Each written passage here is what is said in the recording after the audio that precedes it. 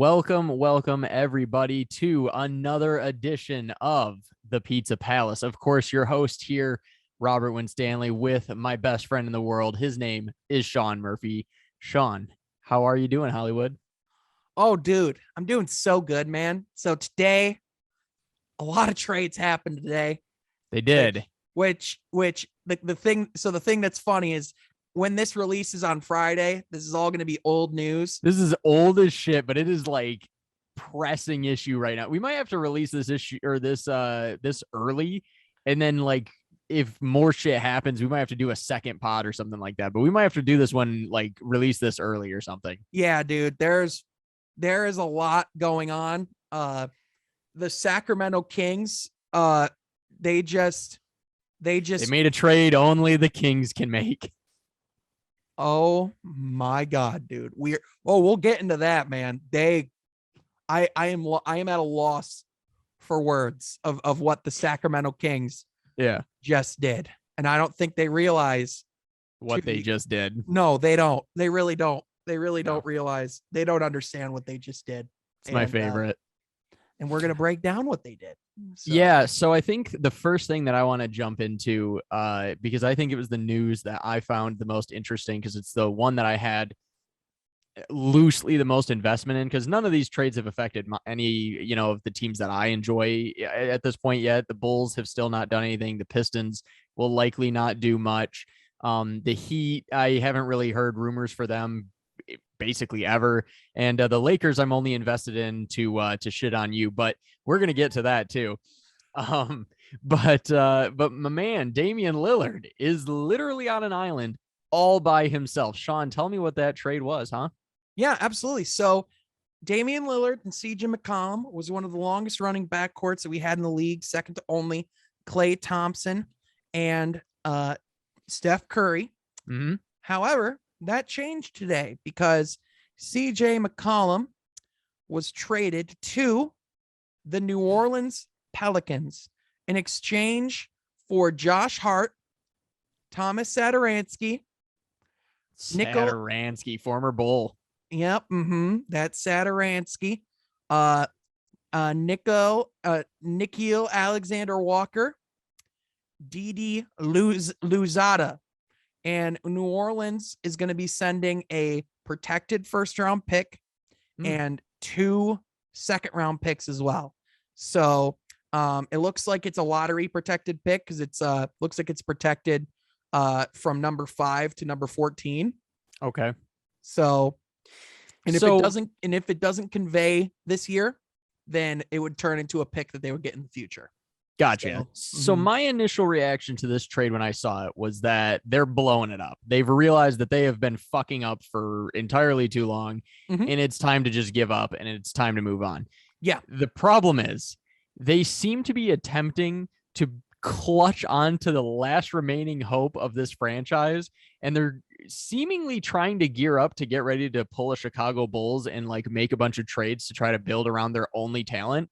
The problem is I think they could have done that like 3 years ago. Oh, 100%. Yeah, they could have done it in a way more substantial way 3 years ago. And kept McCollum. Yeah, because I mean, listen, or even dealt him and gotten way more. Like they just, the way they went about this, they're trying to replicate the Bulls, but they're 3 years too late. And so, in my opinion, this is either going to go one of two ways, basically. They're either A, going to get all these assets for Damian and then just continue to waste his career, or B, they're going to realize very quickly that they're completely fucked, and hopefully, please, God, send him to another team. For the love of Christ. Yeah. So let me tell you exactly what their plan is. So first of all, this wasn't the first move that they made. The other move that they made was trading Norman Powell and Robert Covington and what was essentially a salary dump to the Los Angeles Clippers, which, by the way, Robert, may I just say, there are a few times I have seen teams get a gift extended to them quite like what we saw with the Los Angeles Clippers, because now you are allowing the Clippers not only to make a playoff run this year, even if Paul George and Kawhi Leonard both do not play the rest of this season, they are now good enough to still play playoff basketball and push a team to 6 or 7 games. I'm not saying they're going to win a playoff series. However, that roster has enough players. Compete. Yeah, they have a roster that can still compete and make noise in the playoffs. Now, they could still get Paul George back this year, and if they do, then they could be a team that could possibly get to the second round. Now, not only that, they have a team that when Kawhi Leonard comes back next year and he's alongside Paul George, to have Robert Covington and Norman Powell, this team could be a championship contender next year. Yeah. They got a lot gifted. better. Yeah. They got a lot better. So the fact that it only took those moves, like that is a godsend of a move. And for sure. And it's just one of those, I'm dumbfounded that they like that. Everyone was dumbfounded at that move. That's fine. But now you trade. It was already bad. So now you have the situation with the Portland Trailblazers trading CJ McCollum, and you're really you got Josh Hart, who is a solid player. I mean, he's a guy, he's a good piece. You know what I mean? He's a young piece. He's fine. Whatever. He's a young piece that no matter what happens is a good guy to have around. So for sure, but he's definitely not like the, oh, hey, we're still trying to go for it type piece to put next to Damian Lillard right now. Oh, yeah, 100%. Like, you know, he's definitely not like that kind of piece. Now, what I will tell you is that what they're going to try to do is they're definitely going to push hard to go after our guy, Jeremy Grant. Yeah, for sure. I don't know that that's going to be the solution. They're just going to get 2 sharpshooters and be like, fuck it, we'll see what happens. Well, Jeremy Grant's not he's not a sharpshooter. What I would say he is a solid, dependable wing. Yeah, that's fair. And he fits better with Dame than say CJ McCollum did. Oh yeah, that's true. So, and on top of that, it allows them to have more cap space to try and get some players in the summer. Now, here's the problem. They haven't gotten free agents before. So what says they do now? Well, that, and also the fact of like, so if their plan is to have Damian Lillard and Jeremy Grant, and like, what other big guy would you get to make that big 3? That's the thing. What's the great player that they can add? Because what the hell else do they have? And Lillard and Jeremy Grant are not even fucking close to enough. I like them both. They're good players. Lillard, one of my favorite players in the entire league. I absolutely adore this man, but like, are you out of your fucking mind? Yeah. So really the truth of the matter is that there isn't going to be a move that, in my opinion, that they're going to be able to do. I think this is the beginning of them doing everything that they can to turn this around. In my opinion, I believe that they should fire their front office. They should clean house. Yes. And they should start over, because if there is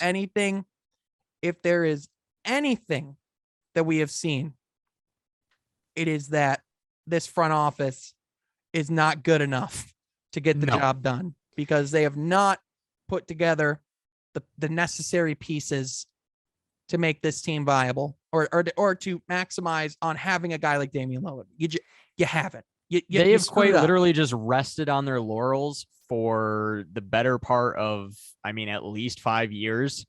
I mean, they've really just kind of just rested like, oh, well, we got a couple pieces. We got Lillard and McCollum. I guess that's good enough. And then every now and again, we'll add like something kinda. And it was always never like, no, tried very hard. This can work, guys. Seriously. Yeah. No, like, I know we lost in the first round this year. I know we got our asses kicked in the Western Conference this year. I know we lost again in the first round again this year. But no, guys, really, this is going to work. It's like they just assumed like, oh, well, we just had bad luck last year. Oh, that was just bad luck. Oh, we were just a couple shots away. We just, needed those to fall. And it's like, no, that's not the fuck how basketball works, you dumb He fuck. cheated. Yeah, like it's just nonsense. But yeah, as a fellow Raiders fan with my man Damian Lillard, I want to see my boy go somewhere where he can flourish because he's not getting any younger. His career has been completely fucking wasted. Free Damian Lillard, man. Free Damian Lillard. It's time, man. And listen, I like the Trailblazers. I was almost a Trailblazers fan. They got a cool logo, they got a great uniform, they got a dedicated fan base, they got a lot of cool stuff going for them. But for fuck's sake, that front office is so just dysfunctional and confused and yeah, man.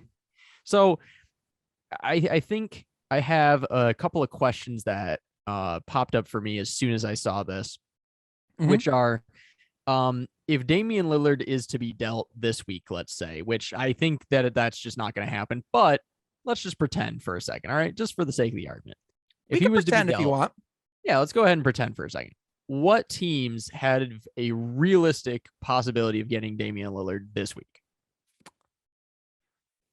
Well, I know there's one team that would surely call them up and have an offer for them on the table. Oh, yeah, Sean? Yeah, there is a team that certainly would be really interested in his services. Who's that team, Sean? It's funny you mention it, actually. So there's a team out there named the Philadelphia 76ers who have a guy named Ben Simmons that they would. We're going to save the Ben Simmons bullshit for later. Oh, brother. We're getting to Ben Simmons. Oh, we're getting there. Now, is there any chance that my man goes to the great yellow and purple of LA? Hell no. Hell no. First of all, okay, let's be practical here, okay? Let's just pretend that the Los Angeles Lakers want to make this deal happen, right? Yes. First of all, do you have any idea what the market for a guy like Damian Lillard is? It's pretty fucking high, and they have nothing. They have nothing. Nothing. The cupboards are barren. The peanut butter jar empty. Grandma's savings deposit spent. They're working with millimeter milk. They got nothing. Grandpa's war bonds fucking advance. You know what I mean? Gone. Like everything's gone. So, hey, maybe they just say, hey, Taylor Horton Tucker, Kendrick Nunn, and a first-round pick. That's what they've been going on. Yeah. Who says no for Damian Lillard? That's the market, right? So, no, but in all seriousness, no, the Lakers have nothing that they would be interested in. The only way that kind of deal will get done, they would have to send Anthony Davis in return. And what's the good of doing that? That pretty much just puts them right back where they are. You know what I mean? They would have they would have to, if they would want to offload the contract of Russell Westbrook in order to make that happen, they would have to give them picks that would be worth a damn. The problem is they don't have any picks that are worth a damn because all the picks that are worth a damn got traded. So the Lakers have nothing. They don't have any assets to make this deal happen. And based on the moves that the Trailblazers made, it was pretty obvious, it is pretty obvious that they are not moving Damian Lillard within this week span. If they're going to move Lillard, it's going to be in the offseason. That's going to be a totally different process because if they had any intention of moving him, that would have probably been like the first thing they did, not the very last thing they did after clearing house. Well, and another thing to remember, Damian Lillard's in the know. Like, it's not like it's not like this is a shock to him. You know what I mean? Exactly. Like he knows these trades were going to happen. He probably approved of them. He probably likes the fact that, like, because, here's the thing.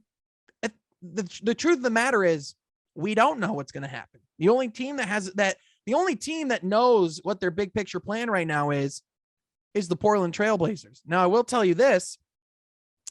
I think after today, I think the odds of Jeremy Grant getting traded went up. Because I think Portland is going to be more desperate to make that kind of deal happen. I also think that the Wizards are now more desperate to make that deal happen because of another deal that happened today, because they were in talks to get Domantas Sabonis. However, that did fall through. We'll get to that trade in a minute. But yeah, I was just going to ask though. Yeah. So if we send Jeremy Grant to the Portland Trailblazers. Mhm. Obviously, that doesn't put them anywhere near contention, which I don't even know where they're at in the standings, but I assume that they're not exactly in contention right now anyways.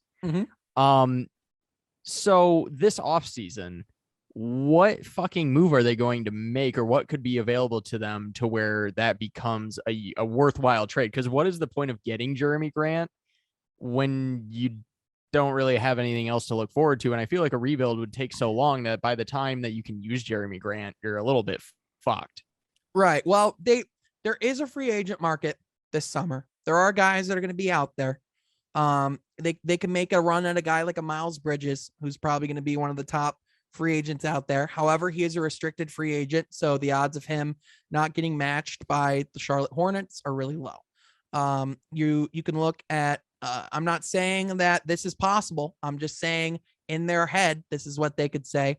They could say, hey, James Harden, you're not getting it done in Brooklyn. Come try and run it up with Damian Lillard. Now, I'm not saying And that's going to Jeremy happen. Grant. Yeah, sure.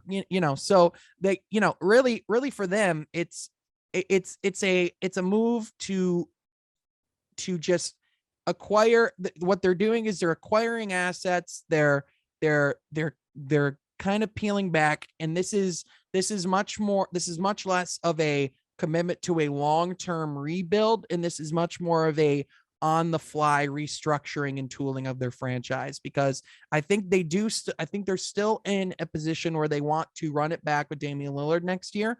I think they just realized that they gotta give him a drastically different roster. So basically, yeah, sorry, I was just gonna say, so basically the idea here is that you would then have Damian Lillard, Jeremy Grant, and a whole bunch of assets. And the idea would basically be to try to lure a big name by saying, hey, we have this guy, we have that guy, and we have the assets or possibly making the move to go get a big name. So sure. I think for them, it's shedding salary, because this was an expensive team. This was a really expensive team. This would have been the third year in a row that they would have been over the luxury tax. So how the fuck is that possible when they have nobody? Well, the fuck I get is it. that? I get it, but it adds up quickly, because honestly though, if you go, let me go ahead and pull up their contracts right now. So and I know it does, and this is going to sound stupid. I know it does from playing 2K because of the fact of like how quickly it adds up or whatever. But like, Jesus Christ, you have teams like the Lakers or whoever that have, or the Nets who have all these guys. Now, of course, some guys are taking lesser deals, whatever, blah, blah, blah. But the point is, you have like these teams with all this great talent. You can go, okay, I could see how they'd be over the luxury. You look at a fucking horrible team that can barely make it, even halfway through a first round, like the Trailblazers, and you tell me they're over the luxury. You're going to go, that's not fucking possible. So let's break it down. All right. Yeah. So I'm on their page right now. So first of all, Damian Lillard, let's just get his salary right out the way, shall we? Yeah, he's making about $40 million a year. Goddamn right he is. This year he's getting paid just under $40 million. Next year, $42 million. The next year, $45 million. The next year, the final year of his contract, $48 million. Okay. Wow, it's getting ugly fast. That's a supermax. Okay. That's how that works. That is the price of having a guy like Damian Lillard on your roster. All right. What age will that put him at, by the way? How old is he now? He's 31. So he'll be 35. He'll be 34, 35. Yeah. So supermax contracts are designed to be really utilized and maximized towards the beginning. Yes. You see this all the time in sports. The Tampa Bay Buccaneers did this a lot this past 2 seasons ago. Yeah, this is definitely what teams do. You front or make things easy at the beginning and then make everything shitty towards the end. We saw with Miguel Cabrera. I mean, that's just the way it goes. Yeah, you just go, that'll be future Sean's problem. That is exactly like we'll deal with that later. We're just gonna put that to bed for now. We're gonna put that on the credit card. Yeah, we'll put that on the credit card. Oh my gosh, I love you. Anyway, so and then let's get right to CJ McCollum. All right. There it is. Sorry, I was trying to get a heart going. Oh, there we go. There we go. All right, let's get next. And CJ. what they just traded off was a $30 million salary. Jesus Christ. So you get between Damian Lillard and CJ McCollum alone, we're at $70 million already. I have a stupid question. Go ahead. Is CJ really worth $30 million? Yes. You think so? Yes. A guy that can create his own shot, a two guard that can consistently get over 20 points a game, even if he's having an off year shooting this year. And even though he's like had some injury issues, CJ McCollum is still one of the best two guards we have in the game. So, I just feel like it's been a while since CJ has been CJ. Like, I feel like it's been a minute. Right. Well, here's the thing. When they signed the contract, CJ was very much CJ. And even though it might feel like, or might seem like he's having an off year, you go to his stats, he's still a 20 point a game scorer. Even though he's having an off year shooting, he's still shooting 38% from three. Even though he's like, he's still shooting 43% from the field. So like the thing is like, he can help create other offense for other players decently. But to have a guy that's a 20 point a night scorer as your two guard is extremely valuable in this league. And I actually really like this move for New Orleans, because New Orleans is kind of a team that's kind of been like an under the radar team. They very much could still be and this is the crazy thing, they haven't had Zion at all this year. And I was just going to ask you about their side of this, because I looked at it and I was like, I don't know if this is even good for them, at least for my first look. Cause I was like, well, if Zion comes back, well then yes, of course, because then it's like, oh fuck. But Zion has had his fair share of issues, to say the least, in his time with the Pelicans. If that continues and he continues to be unavailable and to look out of shape and all of these various things that have been, very obvious criticisms of him, then I don't know. Now again, I think for them, it's the Pelicans. They very badly want to be. They very badly want to be in the playoffs. They are a franchise that has made that very clear, that making the play-in is a very important thing to them. So in the short term, which is weird considering they constantly get rid of all of their talent. Yeah, like all of the time. Yeah. Like, is that unfair to say? Like, you have Anthony Davis, goodbye. You get Lonzo Ball, fuck them. You get they fumbled. Now Anthony Davis, I think it's an entirely different situation. They had him for a number of years. Technically a previous front office that squandered him, right? True. Then you bring in David Griffin. His first move is to bring in, his first move is the executive. I was just going to say, who is on crack? Crack. No, his first move is to move Anthony Davis, bring in Lonzo. Who was on crack? Who was on crack? Now, his dad was maybe on crack, but now here's the thing.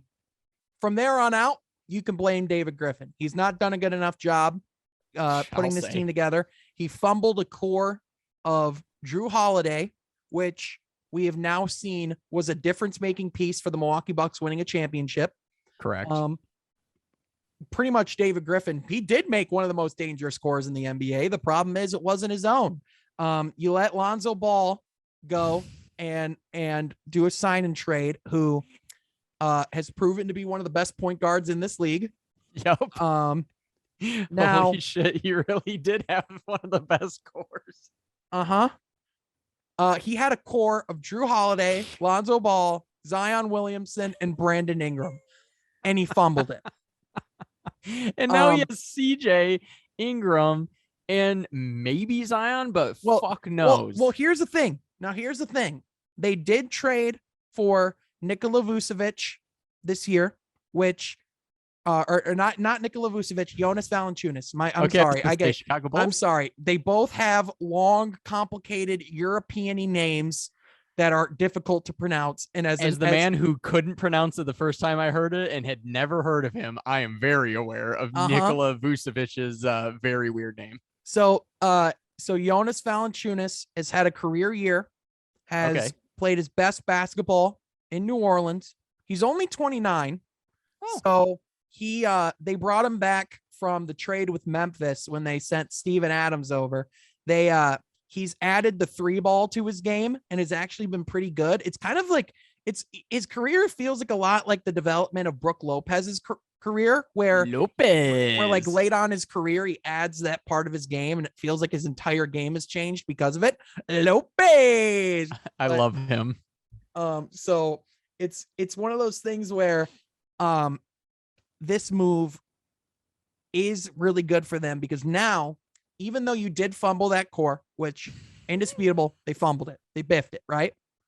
This does give Zion a reason to be excited and to be optimistic, because you have Brandon Ingram, who is one of the best shot creators in the league. You know, he can get a bucket. Sure. Now you add another great shot creator, CJ McCollum. Might not be able to defend super well, but really good shot creator.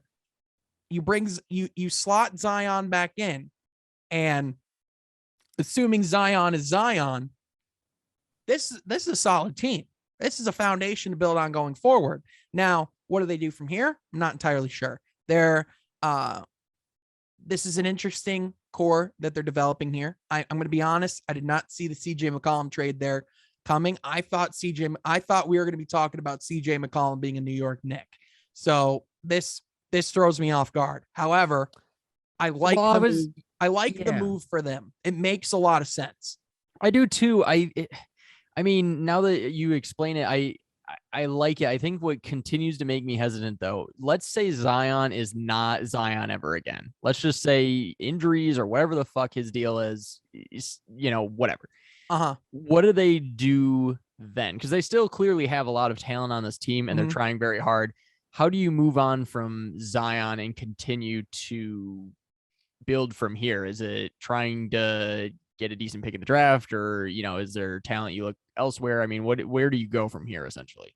Right. Yeah. So I don't think that Zion, I wouldn't worry too much about the Zion thing of him never being the same, because I do think that, listen, I think they've intentionally been sitting him out a little bit. I think, obviously he's had some setbacks.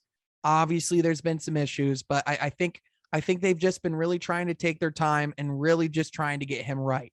Now, the thing is they've been radio silent on their end as far as updates of late on Zion Williamson.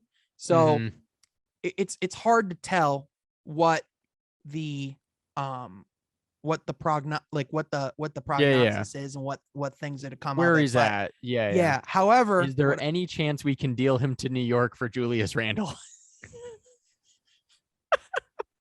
First of all, God, no. Second of all, that'd be funny as hell, because literally the last team he literally left New Orleans to go to New York. So just imagine he's back, baby. Guess who's back? Back again. Oh, that'd be so funny. But yeah, so I don't see that happening. I think Zion, I think he will come back. I do think that when we do see him again, he's probably going to be perfectly fine. Right. He's probably gonna look pretty dominant now. I will say, I do think that they do have to figure out something on their end with his health, whether it is his conditioning, whether it is my man be diet. Hitting Chick-fil-A or some shit. Well, and even just getting beyond that, because we don't know what's going on there, right? This foot injury, we were told Zion was going to be ready to go for opening night. It is February 8th, 2022, as of recording. A long fucking time. We are, let's see here. Let me do the math.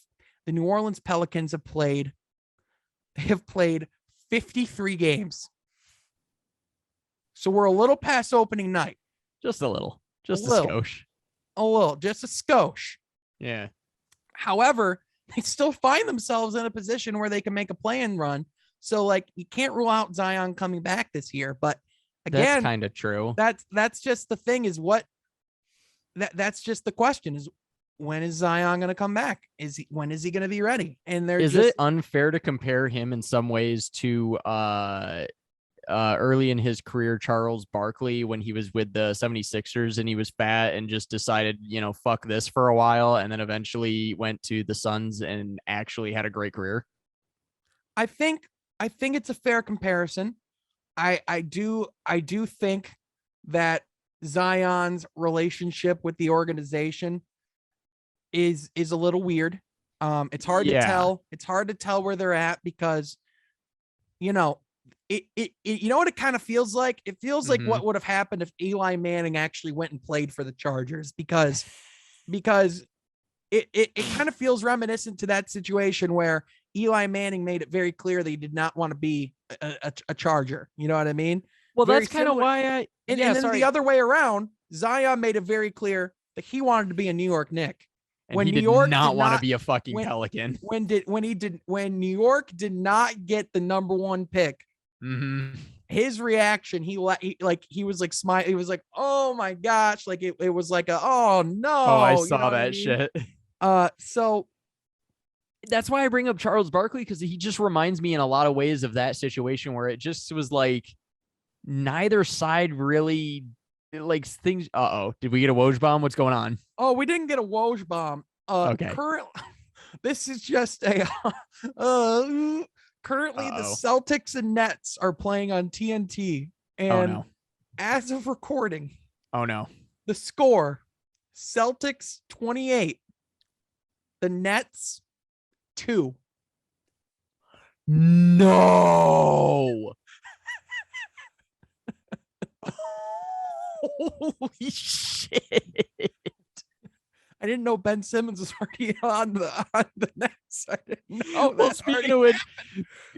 speaking of which, Greg Way, that is a good way to get into one of my next things. Number one, to update about the bet, because is this thing tightening up as the New York or Brooklyn, whatever, Nets have come crumbling and crashing down. The Lakers are not exactly soaring, but you guys are coming right down to the Laker level. Listen, and this bad boy might come down to the wire, and this might be the stupidest fucking bet ever, because we might end up, whoever wins this shit might win simply based on their fucking team made the play-in and the other one did not. Yeah. It might just come down to which team actually plays a playoff game. We talked about it being in the championship, and now they might not make the play-ins. Okay, now let's get serious for a minute. For sure.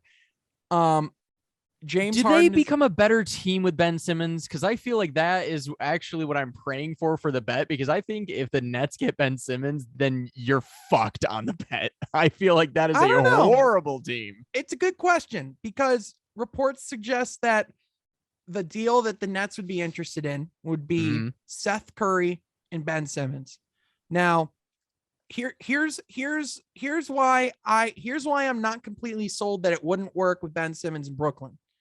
Now, my only hesitation with this happening is that Ben Simmons, I think the best thing for him is to go to a situation that's a little bit quieter. Now, nothing's really that quiet about the city of New York. To go from Philadelphia, the second most brutal sports town in the country, sure, to New York, who is the most brutal sports town in the country. Now, here's the thing. He might actually be able to slide under the radar a little bit because of the fact that New York, they care about the Knicks. No one gives a fuck about the Nets. Yeah, even with Kevin Durant there, like people will go, people will watch, it's one of those things. But like the Knicks run New York. That's just how 1,000%. That's just how it is. So they were the New Jersey Nets. No one gives a fuck about them. And playing with Kevin Durant and him fit way better than Joel Embiid and Ben Simmons do. It would actually allow Ben Simmons to have more room to operate in the paint. He would have more shooters that he could dish to, guys like Joe Harris when he gets back from injury, guys like if he goes with Seth Curry, that's another guy that to have out on the perimeter with Patty Mills and Kevin Durant. Like, now that's still a pretty darn good team. And I still have a hard time betting against Kevin Durant with whoever he has around him. Now, the James Harden thing so far has not been ideal. Sure. It is not. Although I think that makes the 76ers lethal. Now I'll tell you, the 70, if that happens with the 76ers, they're contenders. They could go to the finals. They're fucking lethal. Yeah, they could go to the finals. Now let me give you some context because it makes a lot of sense why this team is down 28-7 right now. James Harden is not he's not playing. That's right. So, they pulled him. So it's a starting five of Patty Mills, DeAndre Bembry, Bruce Brown, Blake Griffin. Oh no. Oh no. Oh no. And Kessler Edwards. Oh no. Is this the fucking Pistons? What is this? This is the Long Island Nets. This is their G League team. Fuck you. This is their G League team. Wait, is that a real G League team? Yes, I wasn't making that up. I wasn't insulting Long Island. That's a real G League team. Okay, so first of all, the first thing I'm going to need you to do is find me a fucking t-shirt or hat of the Long Island Nets, and I am going to need that sumbitch immediately because that's awesome. I would be glad to do that, but first I think I would need a little bit of an apology. Apologies, but let's settle down, Sean. No. I need a real apology. No, for sure. I did not realize that was a real team, so I take back the anger and vitriol with which I defended, of course, the greatest place in the land, Long Island. Thank you. Now, fuck you. But so this trade has not happened because I think that'll be like the big Woj bomb, even though it's kind of somewhat expected. I don't think the trade's going to happen. I don't think Ben Simmons is going to Brooklyn. I think the odds of that happening. And now here's the thing. Again, this can release and I could be completely wrong. I got it at 20% it's happening. I'm at 20% it's happening, 80% it's not happening. So I just don't see it happening. So now I can be wrong. Well, and it is interesting because there's a few teams out here still lingering around that need talent to try to make a big run who have an opportunity this year. Teams like the Bulls, the Heat, the 76ers, the Nets are kind of entangled in all of those teams in some kind of way. But these are clearly the teams that are ensnared in like, hey, we're competing and we have assets. Right. I think another team that has assets to deal would potentially be the Celtics because the Celtics have not figured out what the fuck they are as well. Right. I feel like they're the next version of the Trailblazers. Well, and it's out and they pretty much are because reports suggest that what they're looking to do at this year's trade deadline is to dump salary. So Marcus Smart is a guy that could possibly be traded. The guy that's definitely going to be traded is Dennis Schroeder. It's just a matter of where. Right. I think Dennis Schroeder will most likely be a Chicago Bull. It sounds like the two teams that have offers on the table right now are the Chicago Bulls and the Milwaukee Bucks. So, yep, that's another one. So they're a team that can do that for sure. So as far as the trade deadline goes, there are a lot of dominoes that have yet to fall. The thing is that we've so many contenders that still need pieces. Yeah, we've merely scratched the surface. Now, I will say, I think the team so far, there's two teams, in my opinion, that have won the trade deadline so far.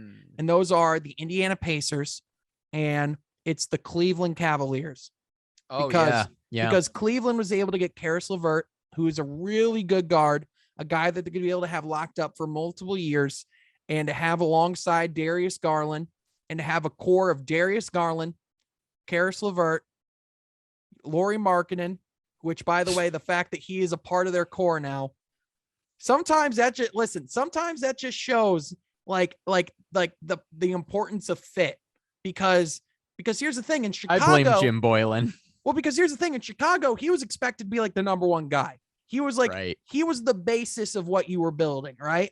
However, in Cleveland, he's the fifth guy in that lineup, and a lineup of, and him being alongside 3 7-footers, 2 of which are way better than him, allows him to thrive. And then to have a guy like Kevin Love that can come off the bench for him.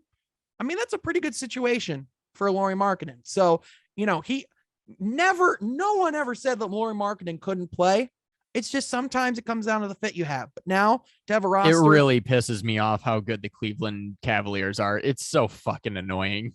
it is insane how good they are. And now they're going to have Darius Garland, Karis LeVert, Lauri Markkanen, Evan Mobley, Jared Allen. That is not a team I want to face in any round of the playoffs.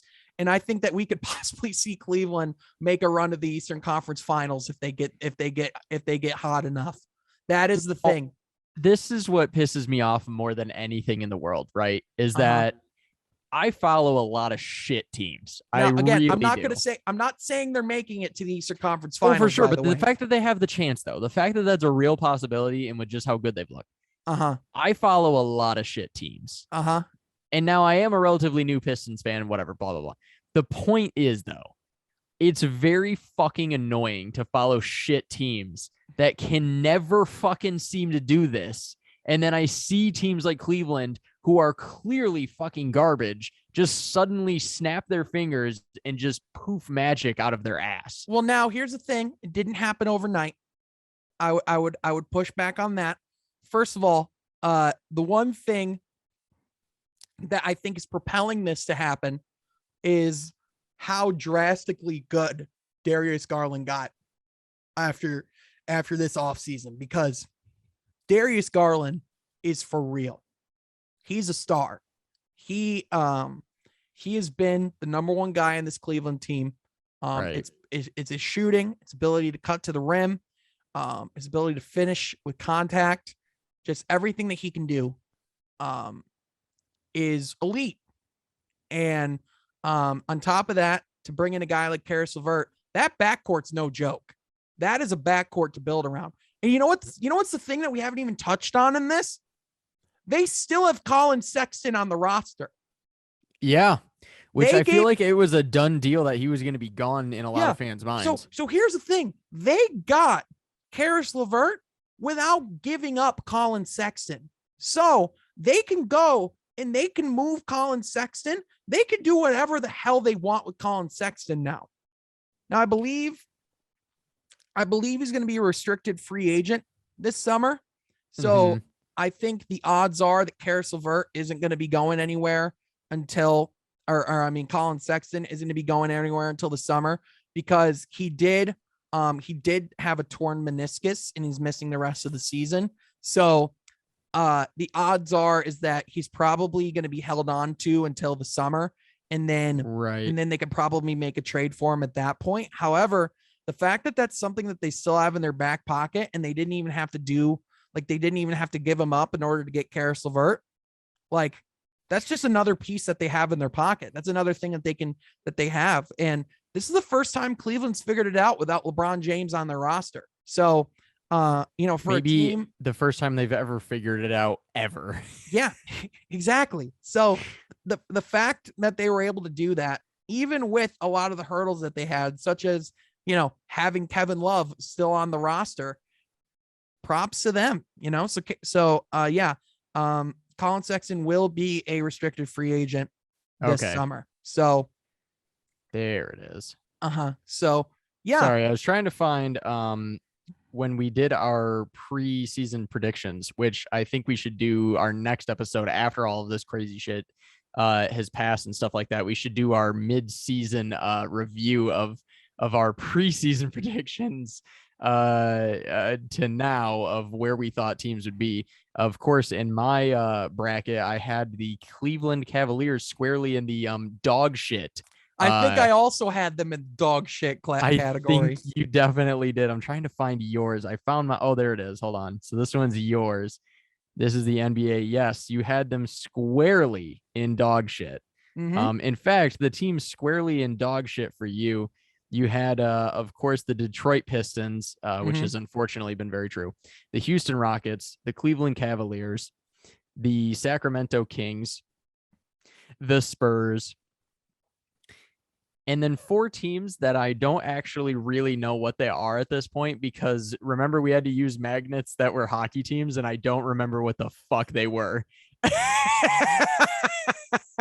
Hey, Robert, I think I'm going to make the executive decision that next year, let's spend the money to get up-to-date magnets. Let's maybe Okay. do that, huh? Let's maybe do that and make this a segment for our like Or before the season starts, we'll do a segment and we'll do a whole tier. or we could have just done, the logical thing and just do a tier list on the internet. We could We'll just do that before the season next year. Yeah. Ooh, you Now know what we should do? You know what we should do for the All-Star bracket? We should do an up-to-date tier list of like every team and like just rank what we think of their team going forward.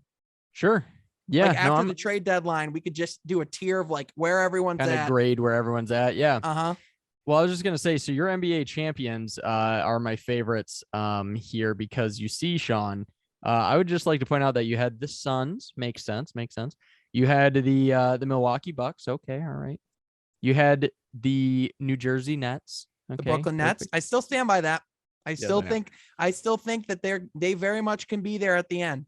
Yes, but number 4 is your Los Angeles Lakers, baby. Let's go. I was told, listen, I thought that they are at the very least going to be contending for a Western Conference Finals run, which is what I said at the time. And I still said that I would have the Phoenix Suns getting there over the Los Angeles Lakers. So yes. I thought that team, I thought the pairing of LeBron and Anthony Davis alone was going to propel them to at least be in the Western Conference Finals conversation. Now, that hasn't happened because Anthony Davis missed a lot of time. LeBron James has missed quite a bit of time. Russell Westbrook has been one of the worst players of our generation. It's been a really bad mix over there. However, listen, you read a lot of things there. You were making it sound as if I did really bad. I'm actually pretty pleased with how that went because no one saw Cleveland being good. So for sure. And like your playoffs is spot on too, because you have the Utah Jazz, you got the Clippers, the 76ers, the Mavericks, the Hawks. The Mavericks are good. The Mavericks are good. They're a playoff team. Or whatever. Fuck them. But they're a playoff team, are they not? That's fair. The Golden State Warriors, the Denver Nuggets, the Chicago Bulls, and the Portland Trailblazers. Yeah, the only thing I would change on that list is putting the Warriors in the championship category, which again, no one had them there before the season either.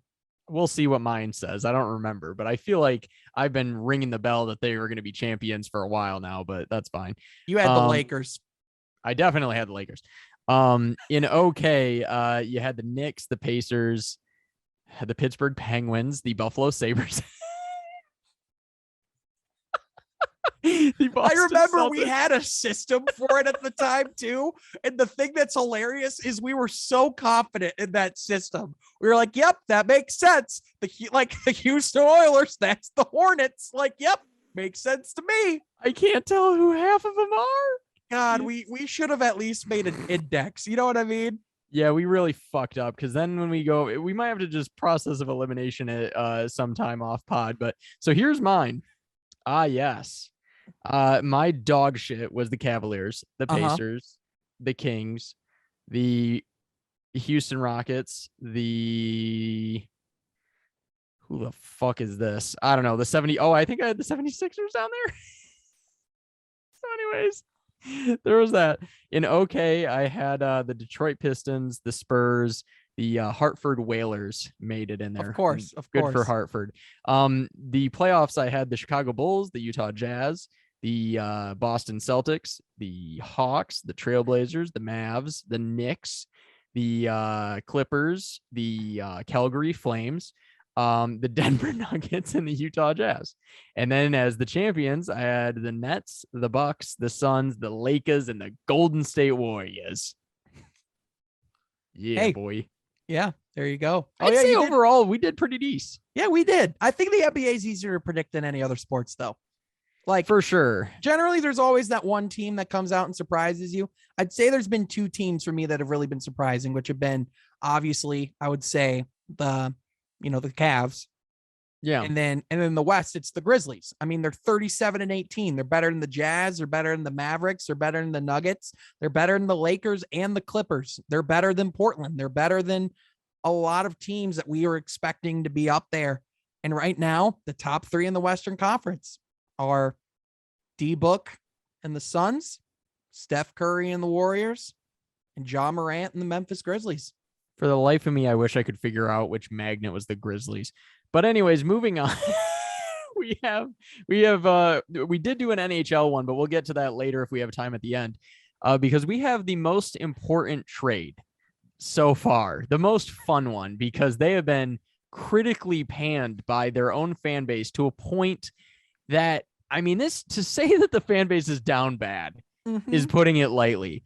Now, as it has been well stated on this pod, I root for some shitty teams. You know, we got the Raiders, the Buccaneers. You can't count the Yankees because they're always good. So whatever. The Bulls, the Pistons, and the Golden Knights and the Red Wings. Some of those are shitty. Some of them are not. Whatever. Mostly, I think I mean the Bucks and the Raiders. But goodness gracious God, they have never done to me what the Sacramento Kings have done to their fans.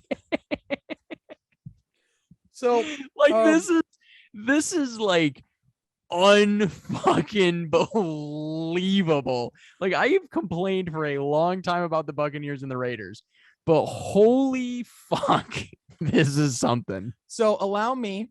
So Reddit is a great place, right? And I would like to read to you the top post. The one that just says "fuck this team" 1,000 times. You ruined it, damn it! I was gonna say I would like sorry. to read to you their top post, please do, on Reddit, and it says, and I quote, "Fuck this team. Fuck this team. Fuck this team. Fuck this team. Fuck this team. Fuck this team. Fuck this team. Fuck this team. Fuck this team. Fuck this team." And literally, the comment said, they had one job: keep Tyrese. Which, that is pretty much literally the only job. Like, they had their one shining asset, their one possible hope as a franchise, the guy that everyone was saying, ship De'Aaron Fox, build around him. They keep De'Aaron Fox. They ship. All right, let's break down the trade. We open the can of worms. Yes. Let's dig into the mashed potatoes and the gravy, shall we? Let's do it. All right. So, here, one of the most bizarre trades in NBA history.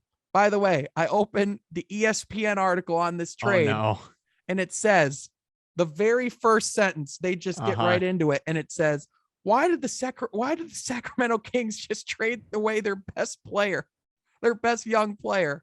And they gave the Kings a D+. They gave the Pacers an A. I'm shocked. Here's the deal. In a trade that involved the Indiana Pacers and the Sacramento Kings get Domantas Sabonis, an all-star caliber player. Jeremy Lamb, Justin Holiday, and a second-round pick. In return, the Indiana Pacers get Tyrese Halliburton. Yeah. Buddy Hield. Yeah. And Tristan Thompson's salary. This, Robert. Yeah. I don't think I can adequately explain to you. First of all, we'll get in plenty and how bad of we'll get. Yeah, we'll put get this in plenty. NFL terms for some people. This is like trading Patrick Mahomes in his season when he was sitting on the bench in exchange for like a 30-year-old Dez Bryant. Oh, yeah. You know what I mean? Like, oh, yeah. Like immediately it might make him good. How old is Sabonis? So Domantas Sabonis, I'd say he's about like 27. I can double check that right now. He's not old by any means. I guess, but their plan is to what? Build around Fox and Sabonis? That's like their nucleus? So Sabonis is 25. He looks about 45. Let's just be honest. That haircut is tough. Yeah. So their nucleus is De'Aaron Fox and Domantas Sabonis. They still want to move Marvin Bagley. This makes the Blake Griffin trade of a few years ago makes sense. Like this is honestly on caliber with that kind of trade with what the Sacramento Kings did, because it just feels like a desperation move to be a playoff team. It just feels like Sacramento. It just feels like this is them pushing for the play-in. This is them trying to push to be in that playoff picture, because they've been so bad for so long that they didn't get the picks right before. And now they want to like make this one get right because they're paying De'Aaron Fox all this money. So you have to move pieces to make that happen. But the problem is that I don't think this gets them there. There's just no scenario where you just make this deal happen. Like you don't trade Tyrese Halliburton. Because let's get back to the Pacers, because I was going to say, let's focus on the Pacers and I shit on the Kings. That's how easy it is to shit on the Kings. Because it's just the thing is because it makes sense for the Pacers. It's like, there's not much to say other than the fact of like, how fucking dumb does a franchise have to be? This trade allows them to get one of the best young players available in this league. One of the most promising prospects in return. A guy who on record said he wanted to help change the culture in Sacramento. A guy he wanted to be a month ago. Kings. He wanted to be on the Kings. And now they trade him. So sorry. So for the Pacers, this is highway robbery. This is an amazing way to jumpstart their rebuild. And here's the other thing too. Reports suggest that Miles Turner isn't opposed to playing. Like this changed his outlook of being a Pacer. He now is more open to staying in Indiana.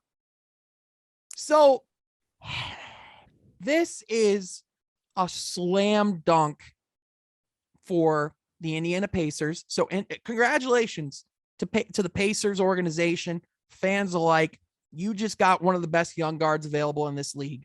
The Sacramento Kings, you are the worst franchise in professional sports. You should have to sell your team. This is one of the worst moves I've seen in the history of the NBA. It's the curse of putting Sacktown on their fucking shirt. It is the most short-sighted trade that you made. So I will say two things. Congratulations to Pacers fans, all that kind of stuff. From the objective point of view, very happy for you all. The second point, though, fuck the Indiana fucking Pacers. God damn it, dude. Because, like, can the fucking NBA Central just calm down for one fucking minute? One fucking Jesus Christ. The NBA Central in the next couple of years is going to become the craziest division in basketball. It is. But I hate this because God damn it, the fucking Bucks win a championship. The Bulls are now great. The Cleveland Cavaliers came out of fucking nowhere. The Pacers are now great. Like no, the no. The Pacers are not great. I tell you, dude. Okay, but they have like the ability. Next year, we're gonna be looking a lot better than the Pacers. I'm telling you what. Now, here's what I will say. It's like for fuck's sake. Yeah. The Pistons have it hard enough. Like, God damn it, dude. Why? So this article, I love that it starts with this because I think this quote is absolutely fitting for the Sacramento Kings. It's from Moneyball, and it's on one of the rules of trading. No. Are you ready? Yes. The day you say I have to do something, you're in trouble because you're going to make a bad deal. You can always recover from the player you didn't sign. You may never recover from the player you signed at the wrong price. And they got Domantas Sabonis at the wrong price because he is coming into his prime. He's able to perform on a great level in this contract and beyond. But this is just Halliburton might have one of the best contracts in the league. He dropped to the late lottery. Like this is just not a deal that you move. So there's no way you spin it where you feel optimistic for the Kings because this just feels like Pistons West. This feels like what they did all these years Were they committed to middling? Were they committed to just being in the picture? They're just happy to be there. So there is no silver lining for this trade. If I could give it an F- or a G+, I could. But well, I was just gonna say it does remind me a lot of the Pistons, which is unfortunate. And I think a lot of my frustration that's bearing out here, because even though I haven't been like an active Pistons fan, of course it's a team that I've been very aware of mostly through you for years, but also just, as somebody who lives in the state, obviously. And so it's like it's just so frustrating to see teams that seem dysfunctional, like Cleveland or whoever, put it together and have these, these horrible teams suddenly become really, really great and be able to hold on to their assets and all these things. And I'm just like, all the fucking assets that we've wasted for so long. Like, it seems like things are turning around in Detroit, thank Christ, but like the amount of fucking assets that if we just held on, like, God damn it. And Sacramento's just doing the same fucking thing. And I'm like, guys, have you not watched us? Yeah. It's just, there's nothing more obvious that a front office both doesn't know basketball and does not watch basketball than shit like this. You know what I mean? Like, clearly they're not watching the product, because what's happening is they're just going, oh, hey, where are we on the standings? Oh, we're still not winning. What the fuck? Hey, is there any way that we can get a bunch of stuff right now so we can just make the play in this year so that, some sponsors are happy? And then they're like, yeah, sure, boss, we can do that. And then it's just like, all right, cool. Well, and this they also just playing golf or some shit. Yeah. Well, also this just shows you, because you ask, okay, what has the play-in tournament done to the NBA? How has it affected the league? Right? To answer your question, this is it. Because normally speaking, and again, this article, they just say it's spot on. It says, ordinarily, a team 15 games below 500 would be looking to trade away veterans. But the advent of the play-in tournament and an atypically weak Western Conference have the Kings adding instead. That is, if you want to know the effect of the play-in tournament for a lot of these franchises, it's this. It's at this point, the Kings feel comfortable adding instead of subtracting. They are buying and they are not selling. And that is where the play-in tournament changed the league, is that a lot of these teams, like even the Bulls last year, they even were trying to buy to get into the play-in tournament as well. Obviously, that didn't work out. They were able to, contribute and did what they did. Now they're a first place team. Well, to be honest, we kind of thought the Bulls were fucked for a little bit there. Like, we were talking about how they were kind of pulling a Pistons and kind of doing the same thing. And we thought that they were going to be maybe kind of fucked. And we weren't really sure how they were going to look with some of these new pieces. We weren't even sure if they would actually get Lonzo and this and that. Obviously, once they got Lonzo and DeRozan, you kind of assumed that they'd probably be pretty good. But at the same time, we still didn't know. We didn't know they'd be this good. Yeah, exactly. So, so for the Kings, like, if you're trying to be optimistic, and again, you'd have to try, you would look at the Bulls and what they did last year and hope that that's your outline for success. However, I wouldn't be too optimistic about that. So I guess here's the thing. Now it kind of, it's one of those things where stupid teams and bad general management in front offices are going to make bad decisions regardless. Stupid going stupid. Stupid is going to stupid. But I do raise the question of, do you feel like the play-in tournament has been good or bad overall for the NBA? And also, I think LeBron James, I don't remember if he was positive or negative about the play-in. I think he was kind of wishy-washy depending on where the Lakers were. Yeah, no, he 100% was. So yes, at the beginning, when the Lakers were a top seed in the playoffs, he loved the play-in tournament. He was a champion of it. He supported it. When LeBron James's team was seeded to be in the play-in tournament, he thought it was stupid. He thought it didn't make much sense. He thought that you earned that spot. Now, here's my opinion. I think it's been great for the league. I think it adds an extra level of intrigue. More teams are in it than teams are out of it. You're seeing teams, like I said, instead of seeing more teams tanking, you're seeing more teams doubling down and wanting to get into the picture. So less teams are tanking, more teams are competing. It's all around a better product. And so far we've been treated to some pretty awesome play-in tournament games. The fact that literally year 2 of the play-in tournament, we got Lakers Warriors, that's a win. You know what I mean? Well, yeah, and absolutely. I think I tend to agree because there's a lot of one of the things that I've complained a lot in sports in general is, and especially, being a fan of the Tampa Bay Buccaneers and stuff like that, is that like there's a lot of these teams that exist in really all 4 major leagues that it's just like a franchise where everyone's just like, sure, whatever. Like they just kind of exist. Yeah. And I think that stuff like this has done a good amount to help some of those franchises to actually get just a little bit of a spark to kind of, help them get somewhere and stop just being some franchise that sort of exists. Yeah. And I think that that's cool. Yeah. And especially because, like I said, teams like, so for example, a team that is in a similar spot to the Kings in the East is the Washington Wizards and the New York Knicks. And they're both looking to buy. They're both looking to be invested and to make it deeper. Right now, in the Eastern Conference, there are only 3 teams that are tanking. The Pacers, who just started tanking. The Pistons, who we all knew would be tanking. All we do is tank, baby. And the Magic, who we all knew would be tanking. In the West, you have the Spurs, who we expected to tank. We have the Thunder, who we knew were going to tank. And the Rockets, who, again, we knew were going to tank. Right. Really, we only have 6 or 7 teams in the league right now out of 30 that are actively looking towards the future. So to only have 6 or 7 compared to 12, 13, like you have more teams. Yeah. You had teams that would sell, because if Sacramento was in this position right now, let's say the playoff structure was what it was, right?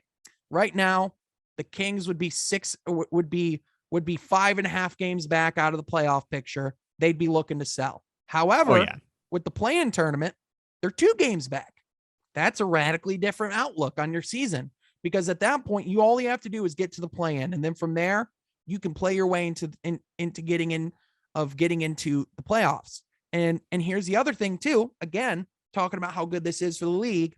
If the play-in tournament were to start today, in the West, you would have Lakers Clippers first game.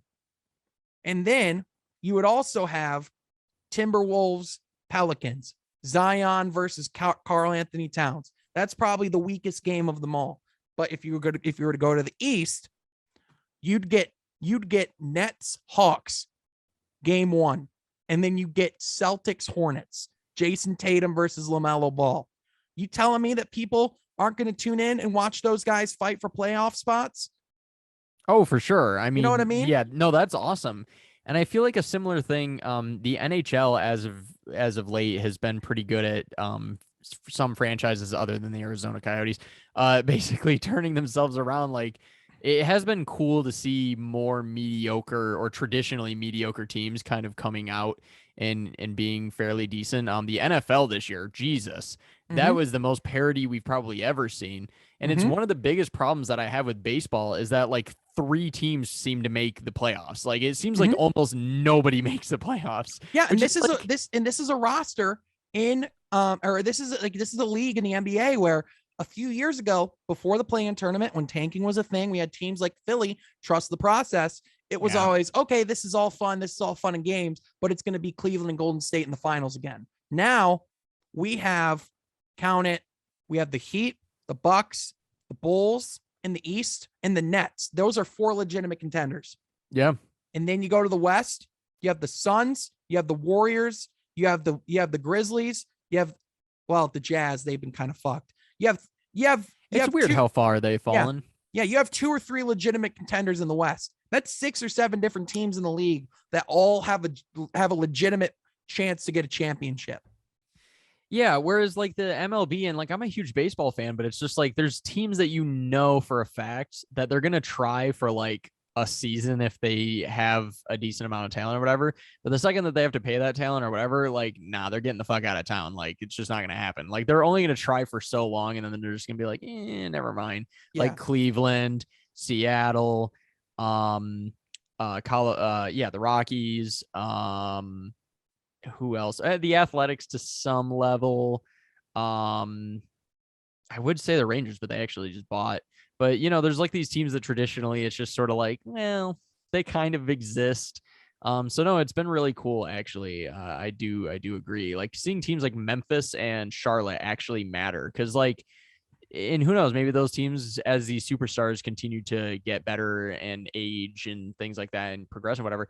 And as they build, like those teams will not have to rely on the plan. But for now, it builds a lot of confidence in guys like Ja Morant and guys like LaMelo to play in those games because it's important. And they see like, oh shit, we have this tangible thing of like, we're good enough to make this. Maybe we can make the next thing. Well, and that's the thing. And like, look at teams like Memphis who have been part of each play-in tournament so far.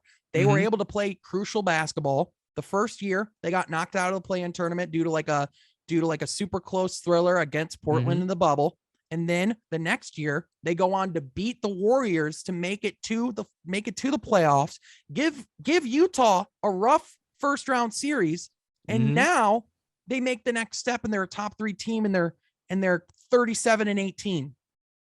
Yeah. So and I think that it really is underrated, the level of confidence that gives to young talent and that gives to a franchise in general, and the sort of incentive that gives to, like you were saying, I mean, to continue to build, because it's like, listen, you have something, keep going. And again, Phoenix, they went to the bubble and they worked their ass off to get into the play-in picture. They went 10-0. And even though they didn't get there, they made it to the finals the next year. They're 43-10. Yeah. They've won 81% of their games. It's insane. Like it's funny because the Suns we talked about, they were like a legendarily terrible team. They were the laughing stock of the league. Now they're one of the most respected organizations. And like outside of their owner, everything runs like a well-run machine. This team, there is not plenty of parking no more, Charles Barkley. No, because listen, man, this team's crazy. They have as good of a record at home as they do on the road. They're 21-5 on the road. This team doesn't lose. This team is just that good. So yeah man, and then you have the Warriors where they match up so well. So it's going to be, man, this season is going to be crazy. And I really do think that when the deadline comes along, I think we really are just getting started. Yeah. And I'm very excited for the playoffs. I'm very excited to watch my Chicago Bulls try to make a playoff run after watching a shitty Bulls team for a few seasons now and just sort of being very frustrated and annoyed, having to deal with Jim Boylan for a year, more than a year, but whatever. But dealing with Jim Boylan for a while there, and then also dealing with just a Barnacles team, after him even.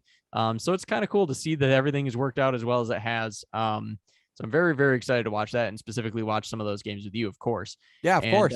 I'm also very excited to see what the Miami Heat can do. And I wish that we would still wear the pink and blue jerseys. I swear to Christ, literally, if they switched to Vice full time, I would be like, who are the Detroit Pistons? I would be so all in on this goddamn team. Just wear the fucking pink and blue. That's all you got to do. But whatever. But it's all about the shirts, baby. It's literally all about the uniform. Like, it's literally all you care about. I love Absolutely, it. baby. You have to.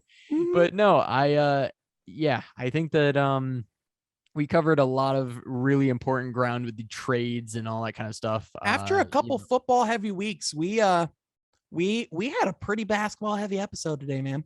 Very, very basketball heavy. The one thing that I want to touch on football wise, just briefly, because it's sort of adjacent to the Raider report, because it was in Vegas, but unfortunately an arrest has happened in Las Vegas. But thankfully it's a franchise I hate and not the Raiders, baby. Dude, let's go. Alvin Kamara. The prison football team, Alvin Kamara and Henry Ruggs are about to put up points.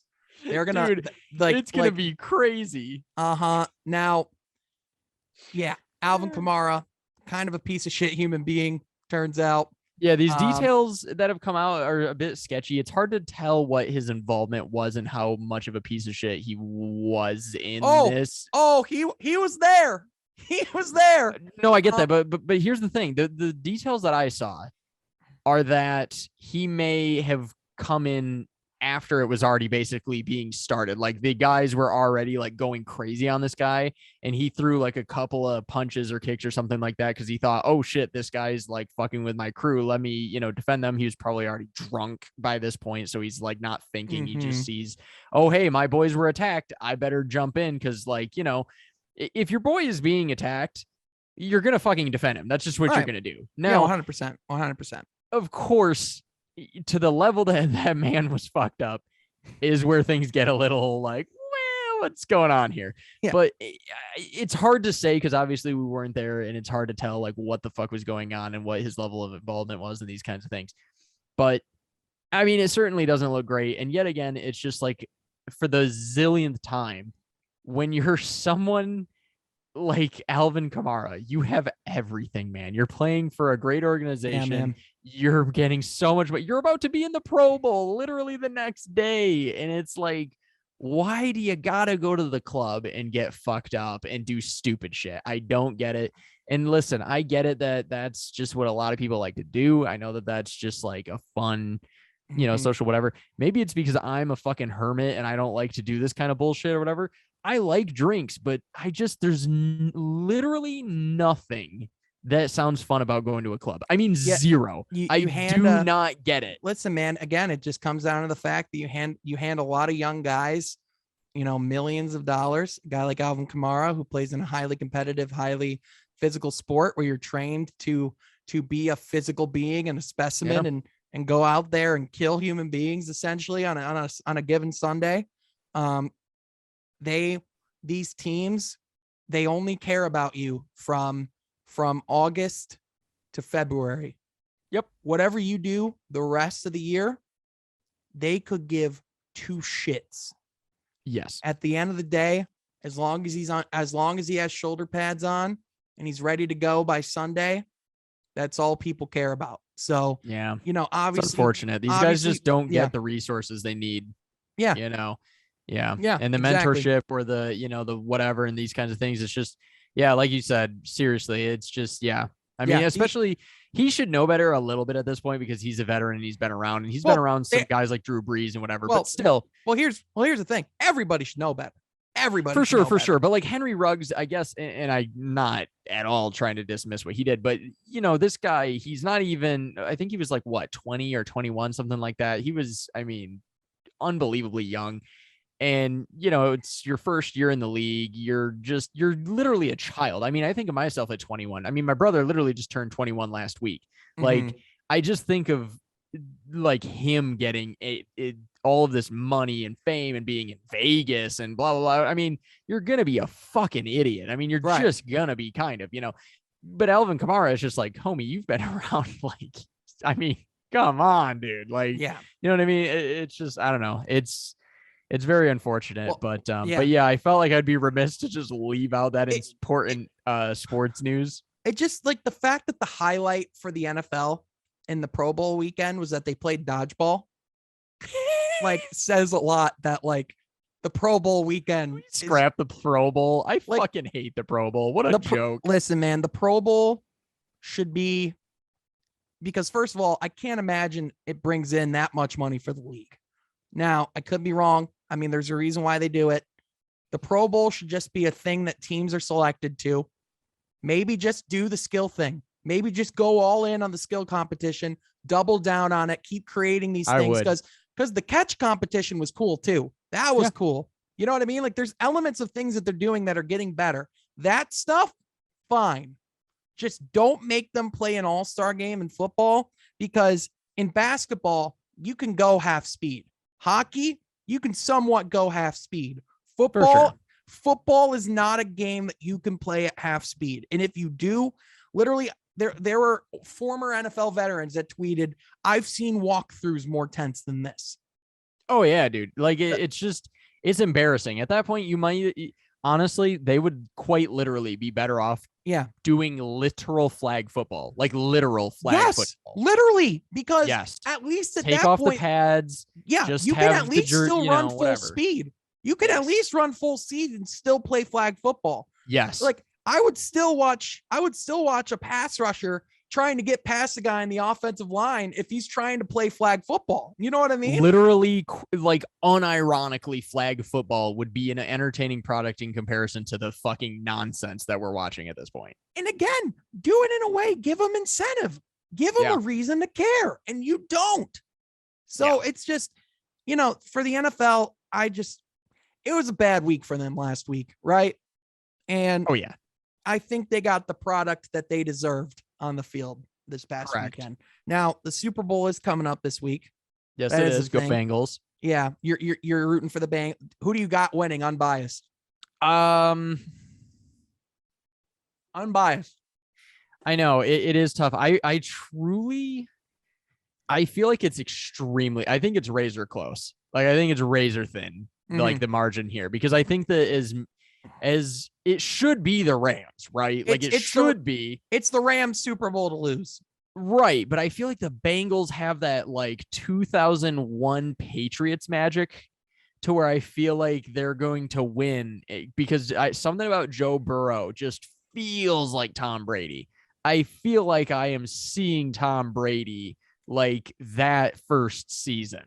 Yeah, it feels like it does. He does have the aura of a Joe Montana, of a Joe Namath, of a Tom Brady. Just that he does have that special magic to him, and for that reason, I can't rule out the Bengals. However, the thing that I think we're gonna see is I think it's gonna feel very similar to last year's Super Bowl, in the fact that I think Joe Burrow is gonna be running for his life because he's gonna have a pass rush of a rested Aaron Donald, of a rested Von Miller, of that offense, dude. That offensive line in Cincy, to put it kindly, is not good.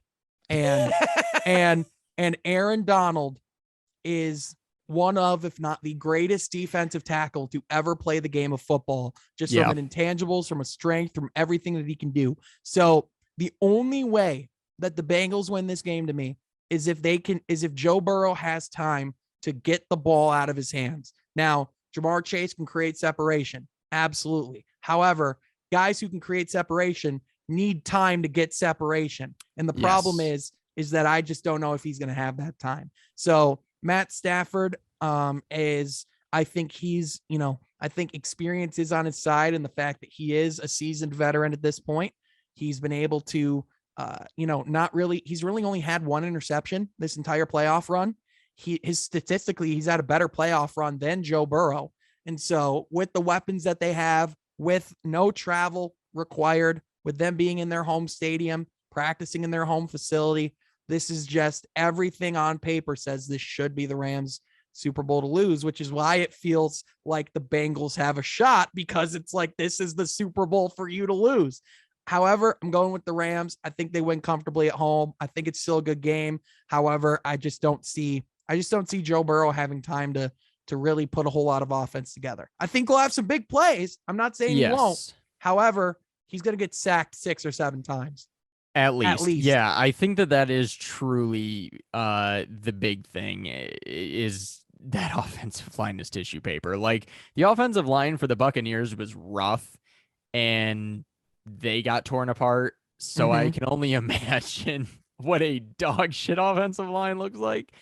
So we'll see how it goes. I will be very much rooting for the Bengals, but I would not be surprised if the Rams just obliterate them, and that this magic that the Bengals have had kind of just finally fades and falls apart. I wouldn't be surprised, but I also wouldn't be surprised if the Rams go in there so overly confident that we're going to do this, and then the Bengals somehow just pull this 2001 magic and just go full Patriots on them. I mean, who knows? Hey, dude, just to let you know, if you're still interested in going, it looks like I found us tickets. We could go for as cheap as $3,800, dude. Oh, is that it? Yeah, dude. Row 17, in the highest part of the building. We could go. It's dude. We need to bring some fucking binoculars. Do you think Woodward Sports will pay for us both to go? We can be Yeah, the just put it sideline on the company. reporters. Yeah, put it on the company card. Company card. Yeah, I'll sideline call reporters from the nosebleeds. I'll call my guy Darren McCarty and see what he can put together for us real quick. Yeah, for sure. Dude, it's only a full, like, probably 5 miles between our seats in the fucking field. I mean, they'll look like goddamn ants down there. Dude, do you know, it's insane, man. Even like the All-Star game for the NBA, tickets start at $1,600. Oh, yeah. The thing of it is it's for because the those All-Star events... game. Yeah, but because here's the thing, though. It's not for us. It's not I for know fans. it's not. Yeah, it's for corporate sponsors and shit like that and whatever. And so it's all just rich people going. That's the whole point. The events are supposed to be made for fans. They're not. I know. In practice, they're not. In actuality of literally what they present it to be, they're supposed to be, but they're not. It's stupid. I was gonna get to one last thing here. I would be remiss. It's been a while since we have mentioned the NHL. The other half of the Pizza Palace. Now, of course, our Red Wings have cooled off significantly from the hot start they had at the beginning of the year, although they've still played some pretty compelling hockey and they've been a good team to watch. And I, of course, love my Detroit Red Wings. But, before from this point forward, there will be a decent amount of hockey content and things like that in general, because the good news is we are approaching the All-Star break for both the NBA and the NHL. And that's really when the most important part of the season for both happen. Well, like, I don't really watch basketball until after the All-Star break. Didn't the NHL just have their All-Star break? They did. Okay. Because you said they were approaching. I was like, yeah. My bad. Yeah. I was meaning the NBA and I got it all fucked up, but it's fine. Oh, you're good, dude. You're good. So the thing of it is, this is usually when I start watching either of them. Like, I pay attention. I kind of see, like, how are the Bulls doing or the Pistons or whatever, or how the Red Wings doing or the Golden Knights and this and that. But I don't really watch it and, like, consume it obsessively until pretty much after the Super Bowl, because it's like that's usually when you can actually watch it and enjoy it and all that kind of good stuff or whatever. Right. Because, I mean, up until then, it's just like it's all football all the time. I mean, let's. Oh, yeah, of course. Yeah, that's what rules. It rules the world. It does. So I am very much looking forward to that. I'm very excited to root on my Vegas Golden Knights and see, what they can do this year. Jack Eichel is finally able to practice without restrictions, and he's able to take some contact, which is great news because he is one of the biggest assets that the Golden Knights acquired, and he's going to be huge if they want to try to win the Stanley Cup finally. However, they're also going to have to free up like $10 million in cap in order to get him to actually move from the long-term injured reserve to the main roster. But we're not going to talk about that. Hey, they're about to go Portland on you. Not quite that far, but it's not great. So you know me. I love me some playoff hockey. I do. Oh yeah. You know me. And I'm not even joking. I love watching playoff hockey. A lot of a basis of our friendship, the time we probably hang out the most throughout the year is during playoff hockey. Yeah, during playoff hockey. And absolutely. And sure, I might be spending most of my time watching the playoff basketball that just so happens to always be happening during the playoff hockey. However, I still love playoff hockey. So we're definitely going to watch plenty of that for sure. I know you're not a wild hockey guy, but hey, who doesn't love to hang out and watch both at the same time? It's great. Hey, I do, being a member of Woodward Sports, I do pay a lot more attention now because they do talk quite a bit about the Wings, and I am listen, man, I'm excited about the Yzer plan. I'm excited about, what Blashill's got going on there with Dylan Larkin's been absolutely solid. I listen, man, there's a lot of things to be excited about for the Red Wings, and I think they're going to be a lot like the Memphis Grizzlies, where next year they can kind of come in and start to wreck some shit a little bit. You know what I mean? Yeah, I'm very, very pleased with where the team has come, especially because, like, I remember watching on some level the 2019-2020 season, and I mean, there's literally never been a time more unwatchable. I mean, literally unwatchable So I'm very, Mhm. very glad that we're not that anymore. What's funny to me is I remember the like 17-18 season having friends who were just like, oh yeah, if we do like this and that or whatever, we might be able to, put some together and contend and like, just nonsense takes. I was Yeah. like, no, we're literally just about to start to blow this the fuck up. Like, Oh. what are you talking about? Oh yeah, it's like the thing Hilarious. where Barstool Detroit asked which fan base is most logical, and I said, is none of the above an option? Because Did you like my tweet? no, I didn't see what you You said. didn't see it? Oh, you No. should go to your Twitter real quick. I responded to you. I put the Tigers as the most reasonable, just behind them the Red Wings. Okay, I did see that tweet. Yeah, Yeah, you're right. way further the Lions, and then way further the Pistons. Like way further the Pistons. Oh, dude, I'm in some Pistons Facebook groups and stuff on Facebook now, and like some of the things Yeah. that like come across my screen, it's abhorrent, dude. They're unreal. If It's the abhorrent. fans ran the Pistons, we would be somehow 10 times worse than the Kings. Yeah, 100%. 100%. To wrap things up here, I will say our NHL predictions that we had, since we are now at essentially the halfway point. Yeah, how am I doing? Yeah, so you had, I think that is the Jesus Christ, we used some NBA teams for this too. We gotta stop doing that. So I know that the Chicago Bulls are the Vegas Golden Knights. I know that for sure because, of course, I just Of course. Yeah. So, anyways, so the Bulls you have as champions, of course, the Knights. You have the Penguins in there, not looking great. Mm-hmm. You have the Colorado Avalanche, very good so far. Mm-hmm. You have the Bruins, who are kind of always in the mix. They're that annoying team that always makes it. Mm-hmm. And then you have another one that's the Denver Nuggets, and I don't know who the fuck that is. I have absolutely no idea who the fuck that is. Just none.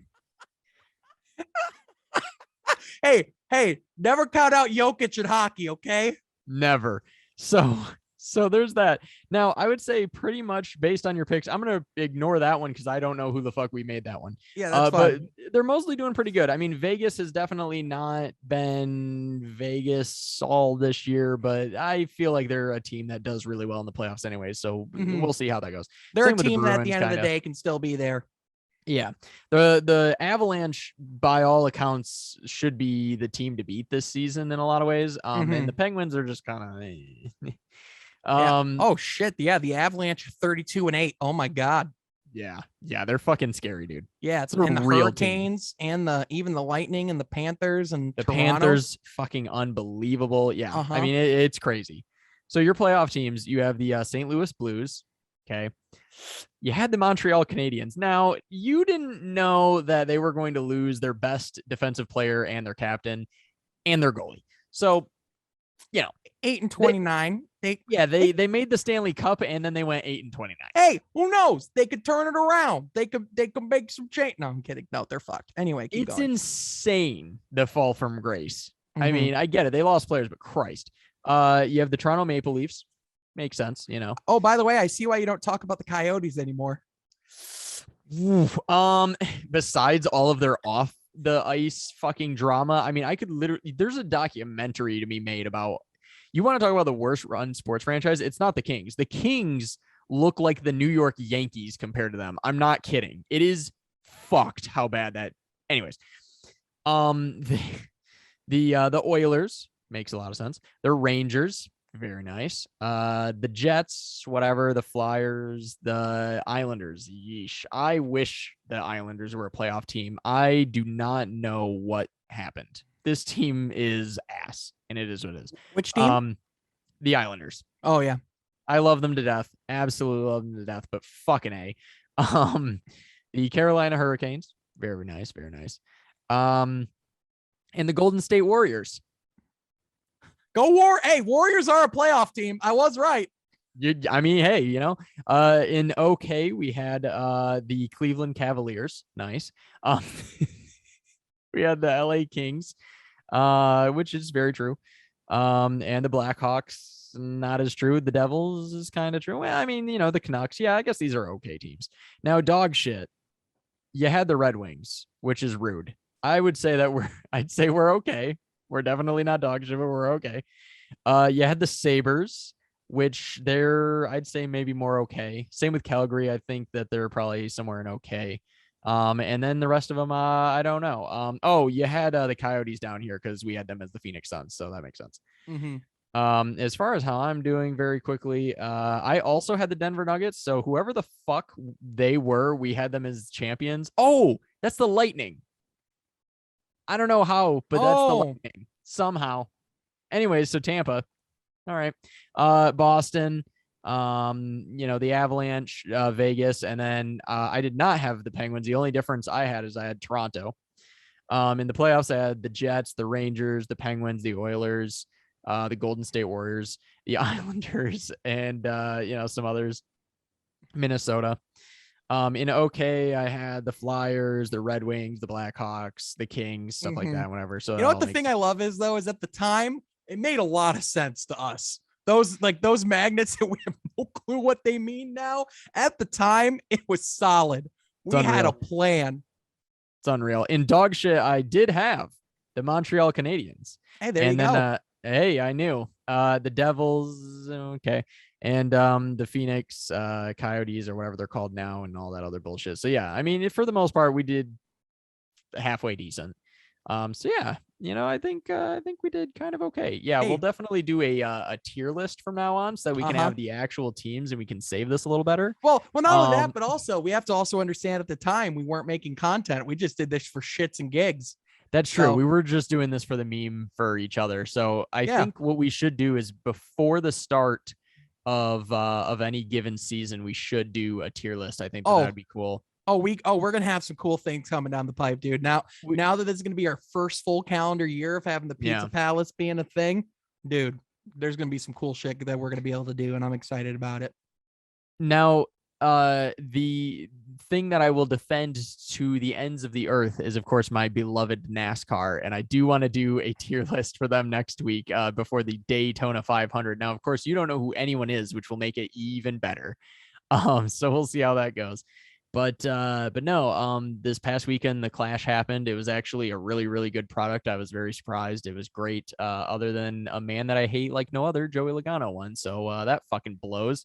But my man Ice Cube did the halftime show, and that was fucking dope. And so it was all in all a very good weekend for NASCAR, actually, because they did great ratings wise and also sold over 50,000 tickets. And was the track fun? Did it turn out? It was very good. Okay.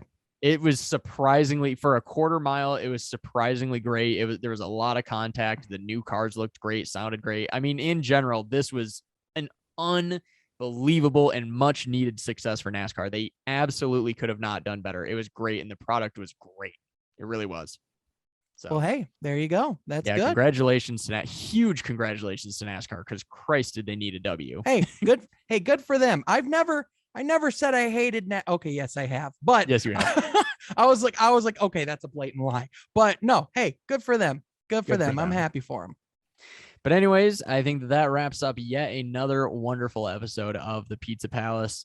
And we will see you all in the future. And it'll be maybe sooner than we'll see, because obviously it depends on the level of Woj-bomb that we end up with. So yeah, for now, this still you very well might be watching this on a Friday still. Yes. However, with how things are going, we will see. It's a very, very important time. And so I think that sometimes when you're making content, this is kind of the time to turn things up a notch. So we'll see. We'll see.